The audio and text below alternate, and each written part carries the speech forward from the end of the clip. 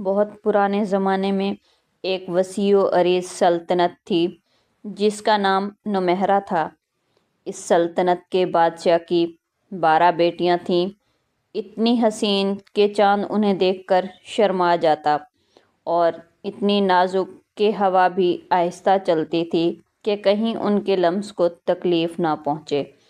ہر شہزادی کی ایک الگ خوبی تھی، کسی کی ہنسی پھولوں کی خوشبو جیسی تو کسی کی آواز نہر کے بہتے پانی کی طرح، کسی کا رنگ صبح کی پہلی کرن جیسا اور کسی کی عقل پورے دربار سے زیادہ تیز۔ مگر ایک عجیب بات تھی، ہر صبح شہزادیوں کے جوتے پھٹے ہوئے ملتے، نہ محل کے دربان جانتے تھے، نہ خادمائیں، نہ خود بادشاہ سمجھ پاتا تھا کہ راتوں رات شہزادیوں کے جوتے آخر کیسے اور کہاں گھس جاتے ہیں۔ بادشاہ کی پریشانی بڑھتی گئی۔ آخر ایک دن اس نے اعلان کروایا، جو بھی شخص یہ راز معلوم کر کے مجھے بتا دے کہ میری بیٹیاں رات کو کہاں جاتی ہیں، میں اس سے اپنی مرضی کی شہزادی کا رشتہ کر دوں گا۔ پورے ملک میں ہلچل مچ گئی، بہت سے بہادر آئے، بہت سے عقل مند بھی، مگر جس نے بھی محل میں قیام کیا، صبح ہوتے ہی وہ یہی کہتا، حضور میں نے کچھ نہیں دیکھا، جیسے ہی رات ہوئی مجھے نیند آ گئی۔ ایسا لگتا تھا جیسے کوئی جادو سب کو سلا دیتا ہے۔ ایک دن دور پہاڑوں سے ایک غریب سپاہی نومہرا پہنچا۔ سفر سے تھکا ہوا تھا مگر دل بہادر تھا۔ جب بادشاہ کے اعلان کے بارے میں سنا تو بولا، میں کوشش کرنا چاہتا ہوں، شاید قسمت میرا ساتھ دے۔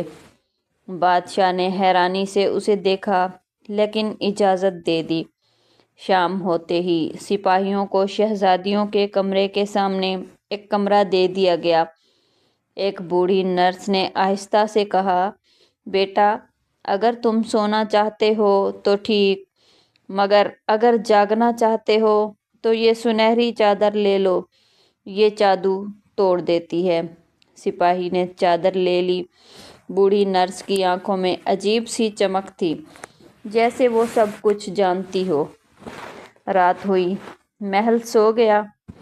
سپاہی نے چادر اوڑھ لی اور آنکھیں بند کر لیں، لیکن سویا نہیں۔ کچھ دیر بعد کمرے سے ہلکی ہلکی سرگوشیوں کی آواز آئی۔ شہزادیوں نے ایک خفیہ دروازہ کھولا جو بظاہر دیوار کے پیچھے چھپا تھا۔ دروازہ کھلتے ہی اندر چاندی کی سیڑھیاں تھیں جو زمین کے نیچے کسی انجان دنیا میں جا رہی تھیں۔ سپاہی آہستہ سے اٹھا اور ان کے پیچھے چل دیا۔ نیچے پہنچ کر جس منظر نے اس کا استقبال کیا وہ حیران رہ گیا۔ وہاں ایک جادوئی جنگل تھا، درخت چاندی کے، پتے سونے کے، اور پھول ایسے گویا ستارے درختوں پر کھل گئے ہوں۔ شہزادیاں ہنستی کھیلتی آگے بڑھ رہی تھیں۔ پھر وہ ایک آسمانی جھیل تک پہنچیں جہاں 12 شہزادے قیمتی کشتیوں میں 12 شہزادے کھڑے تھے۔ یہ جادوئی شہزادے تھے جو زیر زمین بادشاہت میں رہتے تھے۔ شہزادیاں ہر رات یہیں آتی تھیں، ناچتی تھیں، قہقہے لگاتیں، جھیل کے پانی پر چاند کی روشنی میں جھومتی تھیں، اور اسی دوران ان کے جوتے گھس جاتے تھے۔